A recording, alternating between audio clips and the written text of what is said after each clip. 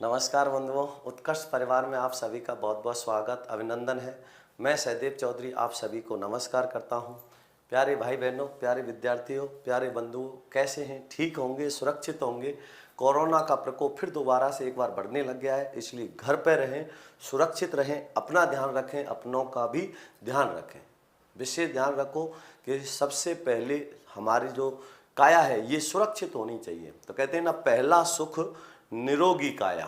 तो काया आपको बिल्कुल सुरक्षित रखना है, किसी से मिलना नहीं है, दूर से ही राम राम करनी है और घर पे रहते हुए अपने आराम से पढ़ते रहना है। तो देखिए, कल जो हम बात कर रहे थे वो किसकी कर रहे थे? तत्पुरुष समास की। तत्पुरुष समास के बारे में हम चर्चा कर चुके थे, खूब सारे उदाहरण भी हम डिस्कस कर चुके थे, ठीक है ना।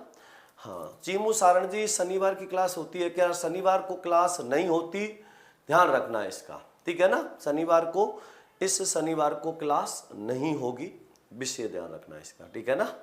अब समझिए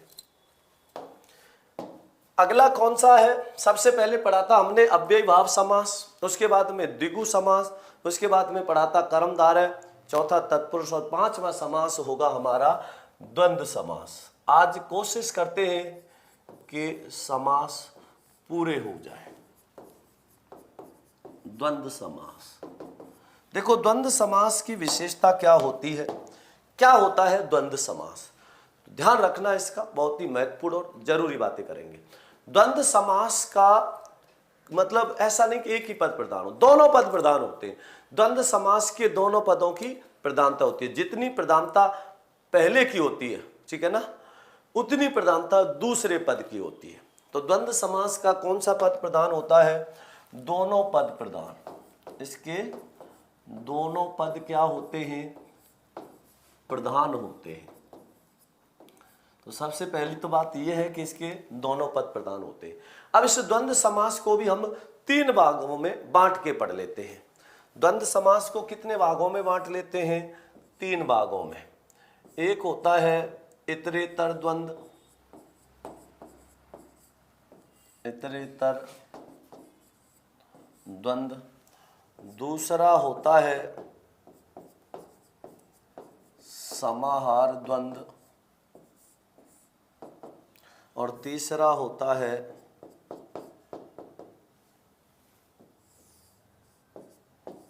वैकल्पिक द्वंद्व। द्वंद्व समास को कितने भागों में बांट लेते हैं? तीन भागों में, इतरेतर, समाहार और वैकल्पिक द्वंद्व। अब इसमें ध्यान देना और ध्यान से समझना। इतरेतर द्वंद्व समास क्या विशेषता होती है? इतरेतर द्वंद्व की बहुत अच्छे से समझना और ध्यान देना। इतरेतर द्वंद्व समास,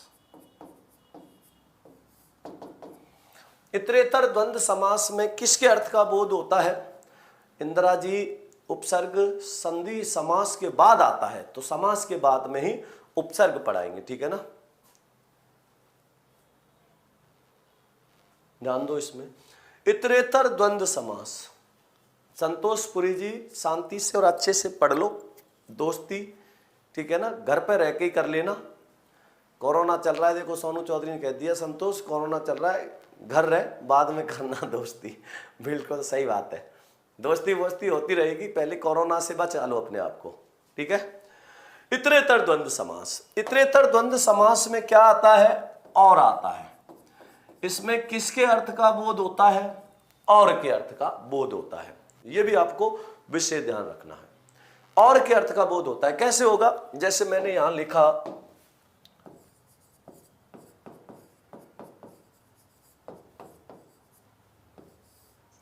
कृष्ण अर्जुन, क्या होगा इसका? कृष्ण और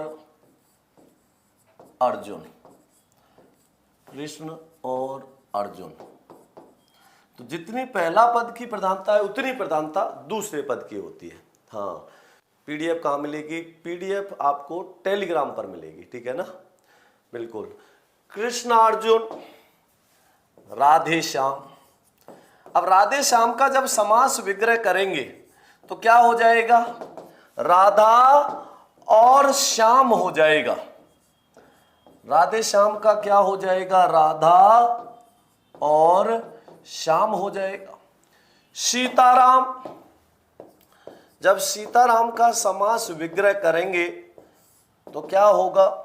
सीता और राम हो जाएगा। सीताराम का क्या हो जाएगा? सीता और राम। इतरेतर में गुण संधि है चीमू सारण जी, इतर धन इतर इतरेतर। ठीक है, रेसु चौधरी जी बहुत बहुत स्वागत, अभिनंदन है आपका भी। कृष्ण अर्जुन, कृष्ण और अर्जुन, राधे श्याम, राधा और श्याम, सीताराम, सीता और राम। और समझिए, जैसे हरि हर, क्या हो जाएगा इसका? हर। अब हर किसको कहते हैं? विष्णु को। और हर, हर किसको कहते हैं? भगवान शिव या महादेव को। तो हर हर, हरि और हर होगा। क्या होगा? हरि और हर होगा। तो कृष्ण अर्जुन, राधे श्याम, सीताराम, हरि हर। इसी प्रकार मैंने कहा माता पिता, माता पिता। तो माता पिता का क्या हो जाएगा? माता और पिता, माता और पिता, माता पिता, माता और पिता। ठीक है ना? बिल्कुल ध्यान रखना।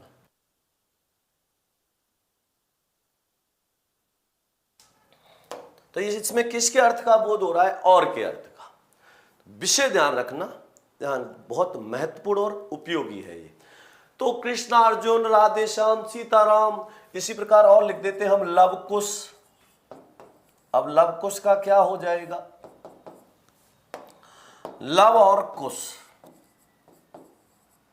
लव और कुश।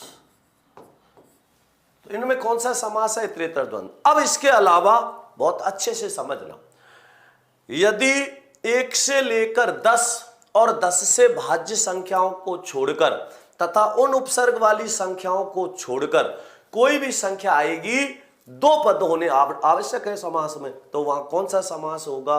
विशेष ध्यान रखना, अच्छे से समझना, वहां द्वंद्व समास होगा। कौन सी संख्याओं को छोड़कर? 1 से 10 और उन उपसर्ग वाली संख्याओं को छोड़कर। तो 1 से लेके 10, 10 से भाज्य संख्याओं को छोड़कर तथा उन उपसर्ग वाली संख्याओं को छोड़कर बाकी सभी में कौन सा समास होता है? इतरेतर द्वंद्व। कैसे होगा? ध्यान से समझना। देखिए, मैंने लिखा है यहां पर, जैसे 31। अब 31 का मैं जब समास विग्रह करूंगा तो क्या होगा? 1 और 30। 31 का समास विग्रह करेंगे तो क्या हो जाएगा? 1 और 30 हो जाएगा। विशेष ध्यान रखना, 31। और लिखिए इसमें 31 के अलावा मैंने लिखा 25। तो जब इस 25 का समास विग्रह करेंगे तो क्या होगा? 5 और 20 हो जाएगा।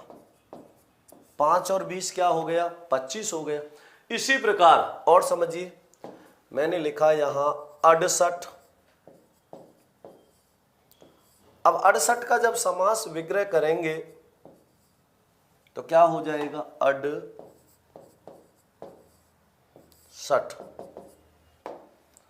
68 का जब समास विग्रह करेंगे तो क्या होगा? 68 का समास विग्रह 8 और 60 हो जाएगा। क्या होगा? 8 और 60। तो ये किसका बोध करा रहा है? और के अर्थ का। 25, 5 और 20, बिल्कुल, हाँ बिल्कुल। आगे ध्यान दो, जैसे मैंने लिखा यहां पर 63 या 63 लिख देते हैं इसको, 63, 3 और 60।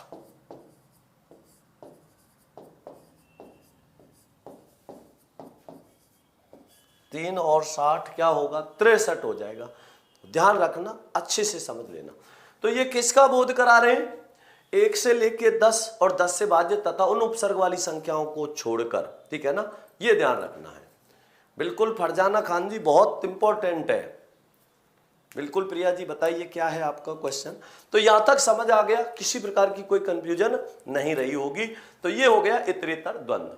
तो इसमें एक नोट लगा सकते हो आप, लगाना चाहो तो, 1 से लेकर 10, हाँ 1 से लेकर 10 और 10 से भाज्य संख्याओं को छोड़कर तथा उन उपसर्ग वाली संख्याओं को छोड़कर बाकी सभी में कौन सा समास होता है, इतरेतर द्वंद्व समास होता है। बिल्कुल महेंद्र कुमार जी, बिल्कुल है, ठीक है। अब ध्यान दो आगे, इसके बाद में आएगा समाहार द्वंद्व। समाहार द्वंद्व, और समाहार द्वंद्व किसका बोध कराता है,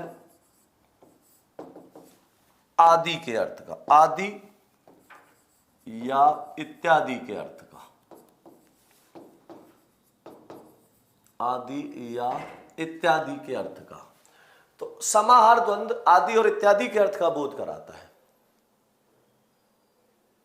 क्यों नहीं ले सकते 23, बिल्कुल ले सकते, 3 और 20 23 हो जाएगा, 3 और 20, ठीक है ना। अब समाहार द्वंद्व किसका बोध कराता है, आदि और इत्यादि के अर्थ का। अब इसमें एक बात का ध्यान रखना, जितने भी निरर्थक शब्द आते हैं, जैसे हम कहते हैं ना चाय वाय, रोटी बोटी, पानी वानी, अड़ोस पड़ोस, ये जितने भी सार्थक शब्द के साथ निरर्थक शब्द प्रयोग होते हैं वो सब किस में जाएंगे, वो सब किस में प्रयोग हो जाएंगे, विशेष ध्यान रखना, समाहार द्वंद्व में आ जाएंगे। विशेष ध्यान रखना इसका, ठीक है ना। हाँ बिल्कुल, देखिए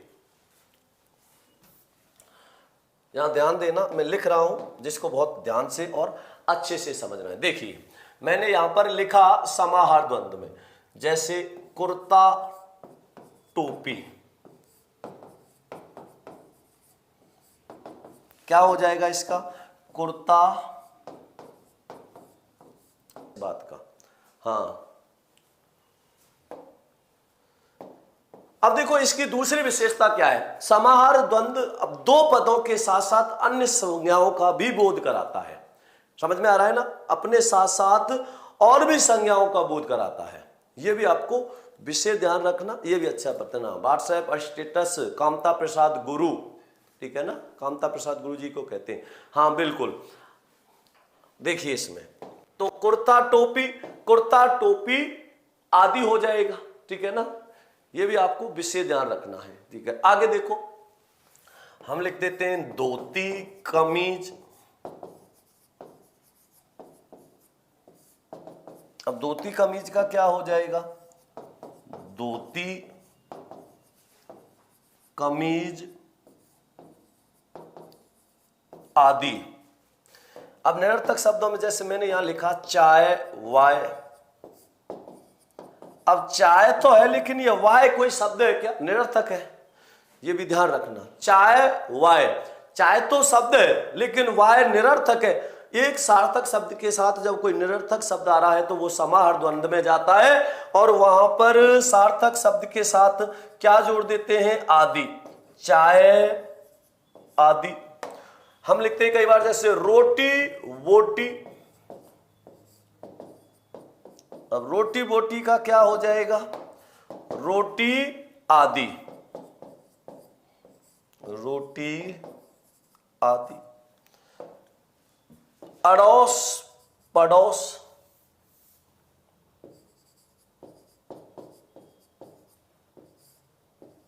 अड़ोस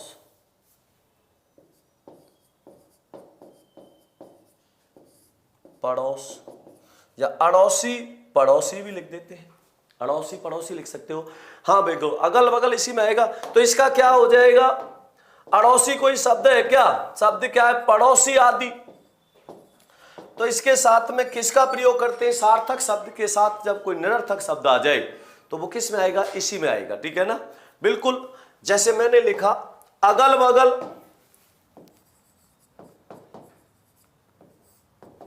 अगल बगल। अब अगल कोई शब्द है क्या, निरर्थक है, ठीक है ना। क्या बात है, एक्सपर्ट स्टडी पॉइंट, स्वागत अभिनंदन है आपका। बिहार वालों आपका भी बहुत बहुत स्वागत अभिनंदन करता हूं, ठीक है ना। हाँ देखो, अगल बगल, तो अगल नहीं होता, क्या होगा, बगल आदि। क्या होगा, बगल आदि हो जाएगा। हम कहते हैं पानी वानी, मैंने लिखा पानी वानी, तो पानी वानी का क्या हो जाएगा, पानी आदि। ये जितने भी निरर्थक है सब इसमें आ रहे नहीं आ रहे, पानी वानी तो पानी आदि। अब एक तो देखो जो निरर्थक शब्द है, दूसरा, हाँ बिल्कुल गाय भैंस आदि भी हो सकता है। नवल राठौर स्वागत अभिनंदन है भाई जी। आगे देखिए, अब इसके बाद दो से अधिक पद आ रहे हो तो उनको भी अपना आहार कौन बनाएगा, समाहार बनाएगा। कैसे बनाएगा, ध्यान से समझना और ध्यान देना, ठीक है ना, अच्छे से समझना। जैसे मैंने यहां पर लिख दिया पानी वानी, अगल बगल। अब मैं कुछ शब्द लिख रहा हूं, लाल बाल पाल। अब इसका कैसे लिखेंगे, लाल बाल और पाल इत्यादि। दो से ज्यादा उदाहरण होते ही किसका प्रयोग कर देते हैं, इत्यादि का प्रयोग कर देते हैं। तो यहां देखो ध्यान से समझना, ठीक है ना। नहीं सुमन कौर जी, ये तो अलग है, वो 9 से 10 वाली क्लास रात को इसके बाद होती है, ठीक है ना। हाँ बिल्कुल, बहुत बहुत धन्यवाद सोनू जी। लाल बाल पाल। अब एक बात का ध्यान रखना, यदि किसी वाक्य में एक से अधिक क्या आ रहे हो, अल्प विराम आ रहे हो, जैसे कि यहां आ रहे हैं, एक से अधिक अल्प विराम आ रहे हो, तो अंतिम अल्प विराम के स्थान पर और का प्रयोग किया जाता है। समझ में आ रहा है नहीं आ रहा, बहुत अच्छे से समझना। जैसे मैंने लिखा लाल बाल पाल, तो लाल बाल और पाल इत्यादि। अब यहां पर जो हम यहां पर लाल में अल्प विराम लगाया, बाल में भी अल्प विराम लगता, लेकिन अंतिम अल्प विराम के स्थान पर और का प्रयोग किया जाता है। मीताराम जी बहुत बहुत स्वागत अभिनंदन है। तो यहां और आएगा, यदि किसी वाक्य में एक से अधिक विराम चिन्हों में कौन सा अल्प विराम आ रहा हो, तो अंतिम अल्प विराम के स्थान पर किसका प्रयोग किया जाता है, और शब्द का प्रयोग किया जाता है। तो यह भी विशेष ध्यान रखना। महेंद्र कुमार जी भाई जी स्वागत अभिनंदन। देखिए आगे, तो अगल बगल बगल आदि, पानी वानी पानी आदि, लाल बाल पाल, लाल बाल और पाल। अब देखो यहां पर मैंने कुछ उदाहरण और लिखने, जैसे फल फूल मेवा मिष्टान, फल फूल मेवा मिष्टान। अब इसका कैसे करेंगे, फल फूल मेवा और मिष्टान इत्यादि।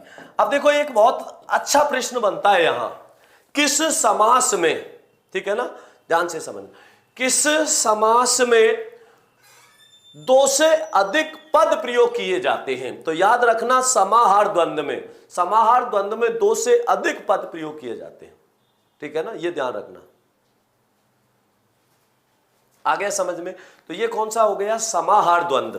तो जितने भी निरर्थक शब्द हैं या ऐसे जो भी शब्द हैं, अपने साथ और का भी बोध कराएं, वो किस में चले जाते हैं, समाहार द्वंद्व में चले जाते हैं, ठीक है ना। आगे लिखिए, तीसरा कौन सा है, वैकल्पिक द्वंद्व।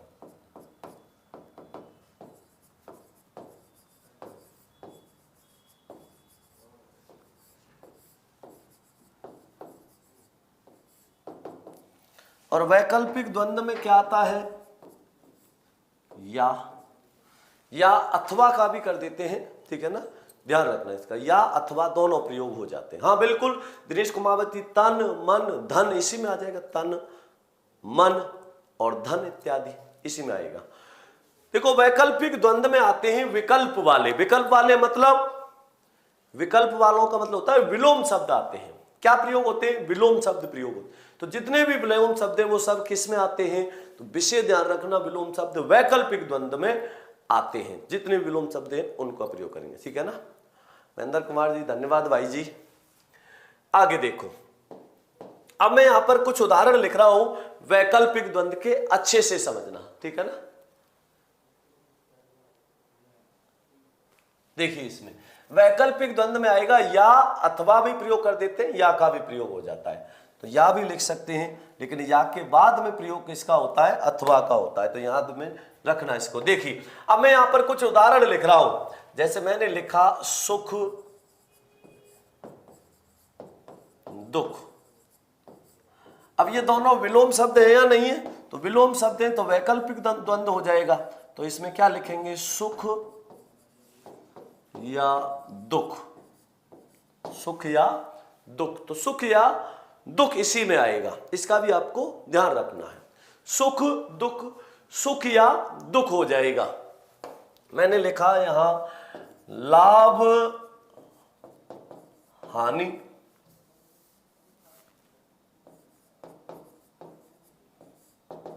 क्या लिखेंगे इसका, लाभ या हानि, तो विपरीत है कि नहीं, विलोम है, इसलिए क्या होगा, लाभ या हानि। सत्यासत्य, सत्यासत्य, जब इसका समास विग्रह करेंगे तो क्या होगा, सत्य या असत्य। देखो आगे और लिखिए इसमें, तो सत्यासत्य का मतलब क्या होगा, सत्य या असत्य हो जाएगा। तो ये भी आपको विशेष ध्यान रखना है, धीरे धीरे नहीं आएगा, धीरे धीरे तो अव्ययभाव में चला जाएगा, इसमें थोड़ी आएगा। दिन रात, दिन या रात, बिल्कुल आएगा। गुण दोष, गुण या दोष, इसी में आ जाएगा, ठीक है ना। आगे समझिए, सत्यासत्य, जय पराजय, जय या पराजय, ठीक है। यश अपयश, यश या अपयश, इस प्रकार से प्रयोग हो जाता है। सत्य असत्य है, गुण दोष है, गुण या दोष है, रात दिन है, शुभ अशुभ है, शुभाशुभ होगा, शुभाशुभ। जब इसका समास विग्रह करेंगे तो क्या हो जाएगा, शुभ।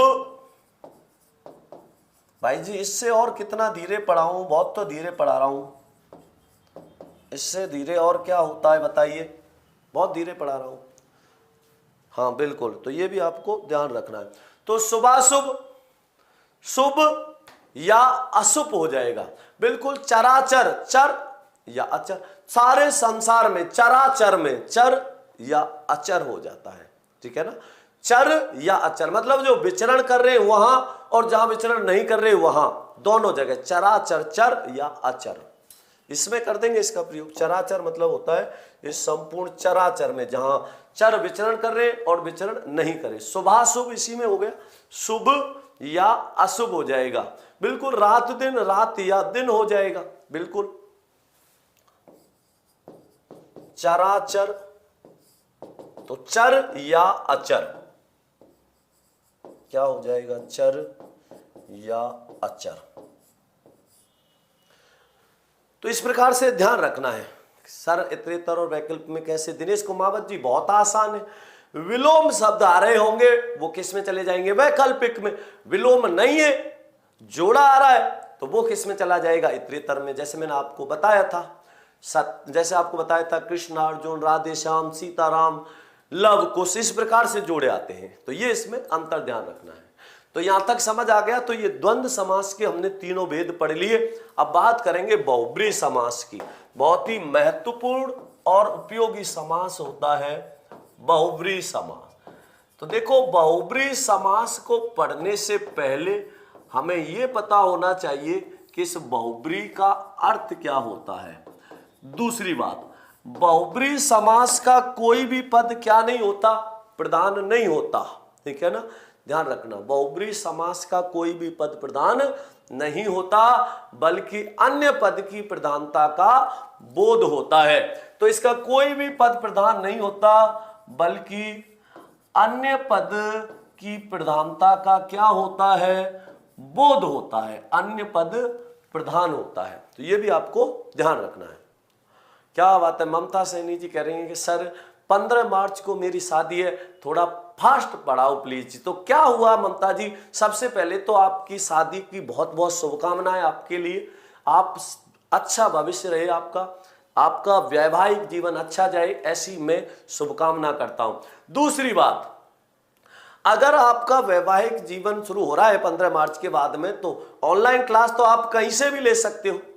थोड़ा सा समय ऑनलाइन क्लास के लिए भी दे देखो, क्या फर्क पड़ रहा है उससे, तो कहीं से भी पढ़ सकते हो। बहुब्रीहि समास, तो इसका कौन सा पद प्रधान होता है?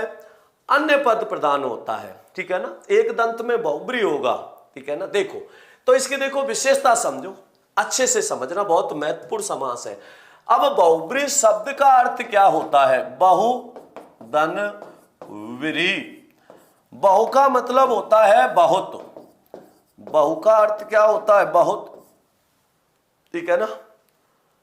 हाँ, इसमें सांकेतिक अर्थ निकलता है, बिल्कुल सही बात है, ध्यान दो इसमें। देखो बहु माने होता है बहुत, व्रीहि माने होता है अन्न या चावल, जिसमें क्या हो, जिसके पास है बहुत अन्न या चावल, वो क्या है?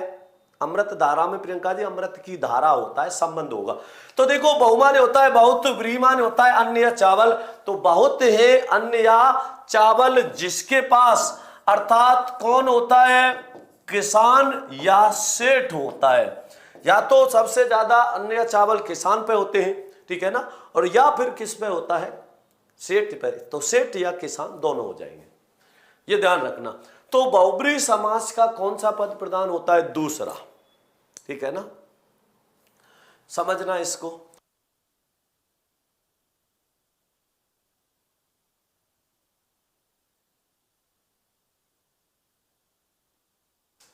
तो बहु माने बहुत,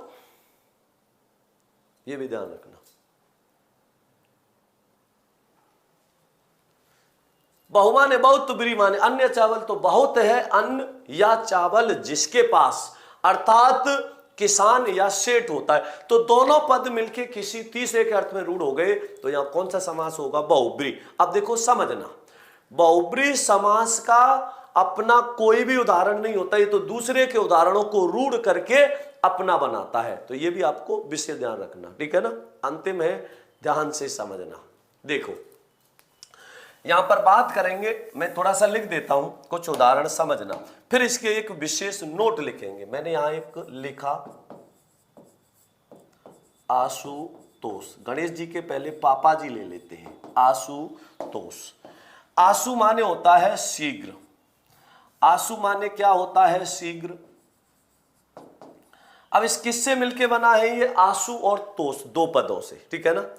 आशु माने होता है शीघ्र, तोष माने होता है प्रसन्न होने वाला। तो शीघ्र ही प्रसन्न होने वाला है जो, आशु माने होता है शीघ्र, तोष माने होता है तो शीघ्र ही प्रसन्न होने वाला है जो, शीघ्र ही प्रसन्न होने वाला है जो। अब ये किसके अर्थ में रूढ़ हो गया? भगवान शिव के अर्थ में। तो ये भी आपको विशेष ध्यान रखना है, ये भी आपको अच्छे से पता होना।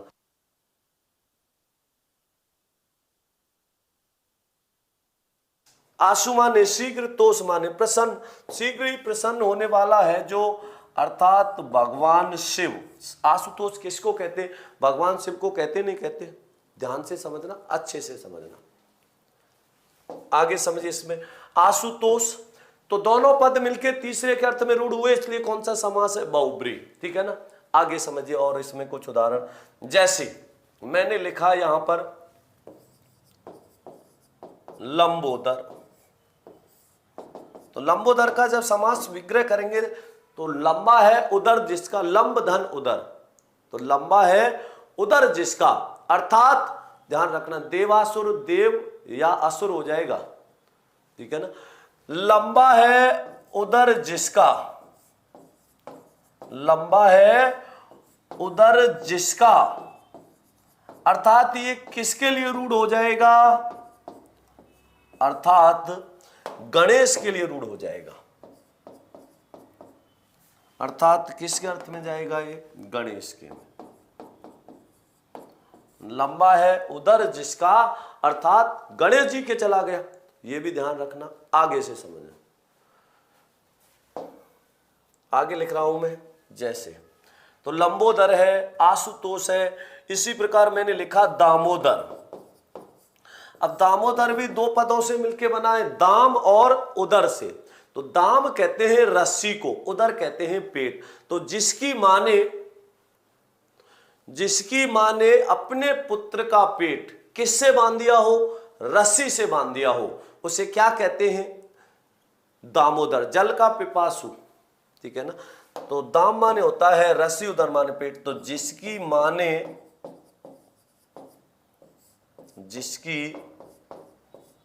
ने अपने पुत्र का पेट रस्सी से बांध दिया हो, तो यहां पर सीधा लिख देते हैं जिसका उदर, उदर किसको कहते हैं, पेट को। जिसका उदर रस्सी से, जिसका उदर किससे, दाम से। दाम माने होता है रस्सी, दाम रस्सी से बांध दिया हो,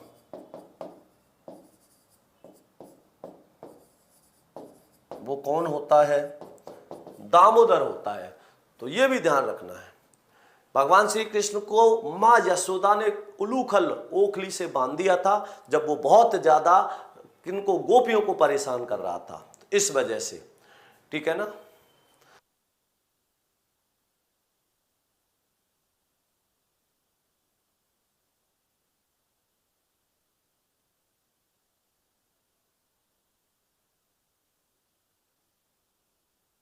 आंसू माने होता है शीघ्र, तोष माने होता है प्रसन्न होने वाला। शीघ्र ही प्रसन्न होने वाला है जो, अर्थात कौन है शीघ्र प्रसन्न होने वाला, भगवान शिव। इसका भी आपको विशेष ध्यान रखना है। त्रिलोचन 3 है, नेत्र जिसके, बिल्कुल त्रिलोचन भी इसी में आएगा। त्रिलोचन, त्रिमाने होता है 3 है। लोचन माने होता है नेत्र, 3 है नेत्र जिसके,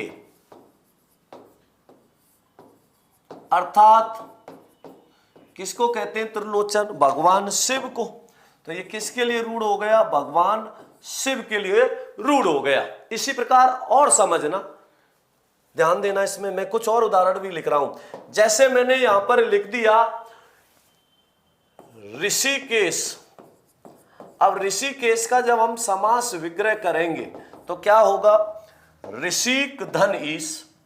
जब इसका समास विग्रह करेंगे तो क्या होगा, ऋषिक धन ईश।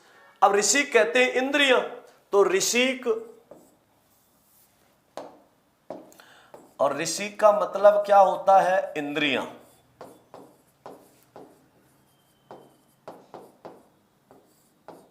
के ईश्वर हैं जो, अर्थात ये किसके लिए रूढ़ हो जाएगा, ऋषिकेश किसको कहते हैं, भगवान श्री कृष्ण या विष्णु के लिए,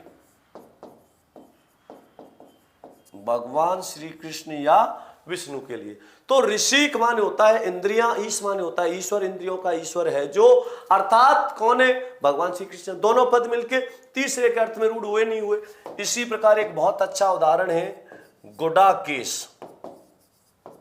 गुडाकेश, अब गुडाकेश किस किस से मिलके बना है, गुडाका धन ईश। तो गुडाका, और गुणाका का मतलब क्या होता है, नींद। नींद के ईश्वर हैं जो, गुणाका धनीश क्या होगा, गुडाकेश। तो यहां लिख देता हूं गुडाकेश। गुडाका माने होता है नींद। गुडाका का अर्थ होता है नींद के ईश्वर हैं जो, अर्थात कौन है, किसको कहते हैं गुड़ाकेश? नींद का ईश्वर कौन सा है, ये भी आपको ध्यान रखना, ठीक है ना। अर्थात गुड़ाकेश किसको कहा जाता है? अर्जुन और भगवान शिव दोनों को, अर्जुन अथवा शिव। तो जब दो पद मिलकर किसी तीसरे के अर्थ में, ठीक है ना। क्या हो गया यूबी चौधरी जी? ध्यान दो, नाम से कुछ नहीं होता। यहां पर अहमदाबाद हूं, बिल्कुल सुरेश दामोदर जी 25 अप्रैल को ही होगी, अपनी तैयारी रेगुलर रखें, अच्छे से करें, ठीक है। बिल्कुल नीला है कंठ जिसका, अर्थात किसके लिए हो गया? भगवान शिव के लिए होगा, बिल्कुल इसी में आएगा। मयूर वाहन, मयूर है वाहन जिसका, मोर है वाहन जिसका, किसमें चला जाएगा? रूढ़ होके बहुब्री में। तो ध्यान, नवरत्न, 9 रत्नों का समूह होता है नवरत्न, ठीक है ना। हाँ बिल्कुल, ये ध्यान रखना। तो गुड़ा का धनीश गुड़ाकेश हो गया, तो गुड़ा का मान होता है नींद, इस मान होता है ईश्वर। अब देखो बहुब्री समास की सबसे महत्वपूर्ण बात क्या है, अच्छे से समझना। यदि दो पद मिलकर किसी तीसरे के अर्थ में रूढ़ हो जाए, यदि दो पद मिलकर किसी तीसरे के अर्थ में रूढ़ हो जाए तो वहां पर बहुब्री समास होता है। अब वीणा पाली, बिल्कुल वीणा है हाथ में जिसके, पाणी मतलब हाथ होता है, ठीक है ना, ये ध्यान रखना। तो वीणा है पाणी हाथ में जिसके, बिल्कुल दशानन, 10 है आनन जिसके, अर्थात रावण। अब पीतांबर समझना, पीतांबर, अब पीतांबर को अच्छे से समझना। यदि आपसे सीधा पूछ ले कि पीतांबर शब्द में समास है, तब तो होगा बहुब्री। लेकिन आपसे सीधा ना पूछ के कैसे पूछ ले, ध्यान से समझना। कैसे पूछ लिया इसने? वह छत पर पीतांबर सुखा रही थी, वह छत पर पीतांबर सुखा रही थी। अब रेखांकित करके पूछ लिया, रेखांकित शब्द में क्या है, पूछ लिया कि रेखांकित शब्द में कौन सा समास है। ऐसे पूछता है तो ध्यान से समझना, इसमें ऐसे पूछ लिया। सीधा आपसे पूछता केवल कैसे देके कि पीतांबर शब्द में समास है, तब तो बहुब्री होता। अब ऐसे पूछ लिया, ठीक है ना। मृग नैनी में मृग के नैनों के समान नैनों वाली होने के कारण कर्मधारय है, ठीक है ना। मिताराम जी क्यों नाराज होऊंगा? मैं मेरे विद्यार्थियों को बहुत सम्मान देता हूं, प्रत्येक विद्यार्थी मेरे लिए बहुत सम्मानीय है, मैं क्यों नाराज होऊंगा? बिल्कुल मुरारी में भी प्रियंका जी मुर नामक राक्षस का शत्रु है जो भगवान श्री कृष्ण। नरेंद्र सोलंकी जी चंद्रमा है शिखर पर जिसके, अर्थात भगवान शिव होगा, ठीक है ना। देखिए, तो पीले हैं वस्त्र जिसके, गणेश जी नहीं होता, ऋषु वर्मा जी, पीले वस्त्र भगवान श्री कृष्ण या विष्णु के होते हैं, ध्यान रखना इसका। अब यह पूछा रेखांकित शब्द में समास है, तो भगवान श्री कृष्ण को तो सुखा नहीं रही होगी, कपड़ों को सिखा रही होगी, ये भी ध्यान रखना। तो कपड़ों को सुखा रही है तो विषय ध्यान रखना कौन सा हो जाएगा? कर्मधारय समास हो जाएगा। अब यहां पर वस्त्र के अर्थ में रूढ़ हो रहा है, वस्त्र के अर्थ में प्रयोग हो रहा है, इसलिए पीले हैं वस्त्र जिसके, वस्त्रों की विशेषता बता दी कैसे हैं, पीले, ठीक है ना, ध्यान रखना। तो क्या हो गया? कर्मधारय। अब आगे समझिए, मैं इसको ऐसे लिख देता, वह भगवान पीतांबर की, वह भगवान पीतांबर की पूजा कर रही थी, वह भगवान पीतांबर की पूजा कर रही थी। और रेखांकित किसको कर दिया मैंने? पीतांबर को। अब इस रेखांकित शब्द में समास पूछ ले, 4 है आनंद जिसके चतुरानन हो जाता है, बिल्कुल सही है। 4 है भुजाएं जिसकी चतुर्भुज हो जाता है, विष्णु के अर्थ में रूढ़ हो जाता है। गणेश जी नहीं होता, अरे एक के जांगीर जी, आपको इतना ही नहीं पता अभी तक मेरे भाई, गणेश जी नहीं होते, पीतांबर कहते हैं भगवान श्री कृष्ण या विष्णु के लिए, ठीक है ना। हाँ बिल्कुल, देखिए पीतांबर, तो पीले हैं वस्त्र जिसके, अर्थात किसके लिए आ रहा है ये? भगवान श्री कृष्ण या विष्णु के लिए। तो इसके लिए भगवान श्री कृष्ण या विष्णु के लिए रूढ़ होने के कारण यहां कौन सा समास हो जाएगा? बहुव्रीहि समास होगा। कौन सा समास होगा? बहुव्रीहि समास होगा। तो इस बात का भी आपको विशेष ध्यान रखना है। ज्ञानेंद्र जी, मृग नैनी का इसलिए है कि मृग, उसके नैनों की विशेषता बता दी है कि उसके नैन किसके समान है? मृग नैनी के। हाँ बिल्कुल, सीता जी को भी कहते हैं, ये भी बिल्कुल सही है, लेकिन मृग नैनी, मृग के नैनों के समान नैनों वाली है जो, अर्थात होगा तब बहुव्रीहि होगा। तो ये भी ध्यान रखना। तो भगवान पीतांबर मतलब श्री कृष्ण विष्णु के लिए आ गया, इसलिए यहां पर कैसा हो जाएगा ये? बहुव्रीहि। और रेखांकित ऊपर वाले को किया तो कौन सा समास है? कर्मधारय होगा। तो इस प्रकार से अब देखो इसकी विशेषता, यदि दो पद मिलकर किसी तीसरे के अर्थ में रूढ़ हो रहे हैं तब तो समास होगा बहुव्रीहि। यदि दो पद मिलकर किसी तीसरे के अर्थ में रूढ़ नहीं हो रहे तब वहां कौन सा होगा? विशेष ध्यान रखना, वहां समास हो जाएगा कर्मधारय और कोई भी दूसरा जो दे रखा है। बहुव्रीहि समास का अपना खुद का कोई उदाहरण नहीं होता, ये दूसरे के उदाहरणों को रूढ़ करके अपना बनाता है। यदि विकल्प में दोनों आ जाएं और किसी विशेष अर्थ में रूढ़ हो रहे हो तो कौन सा समास होगा? बहुव्रीहि समास होगा। जैसे तिरंगा है, तिरंगा रूढ़ होके बहुव्रीहि में चला जाता है, त्रिवेणी है रूढ़ होके बहुव्रीहि में चला जाता है। तो ये भी आपको विशेष ध्यान रखना है, ये भी समझ आ गया होगा। तो आज समाप्त हो गए समास पूरे। अगली कक्षा से शुरुआत करेंगे किसकी? उपसर्गों की। तो देखो कल ध्यान रखना इस बात का, बड़ा महत्वपूर्ण बात है। आज हम समास पूरा कर चुके हैं तो समास में आपको कोई समस्या नहीं रही होगी, अच्छे से समझना। अगर कोई कंफ्यूजन होती है तो आप इसको बेझिझक पूछ सकते हो, ठीक है ना। अब इसके बाद में मैं आपको बताना जो चाह रहा हूं उसको समझना ध्यान से। जैसे कल शुक्रवार होगा, ठीक है, तो कल आपकी ये क्लास इसी समय होगी और कल शुरुआत किसकी करेंगे हम? उपसर्गों की। तो आज के लिए सभी भाई बहनों को नमस्कार, धन्यवाद, जय श्री कृष्णा, राधे राधे।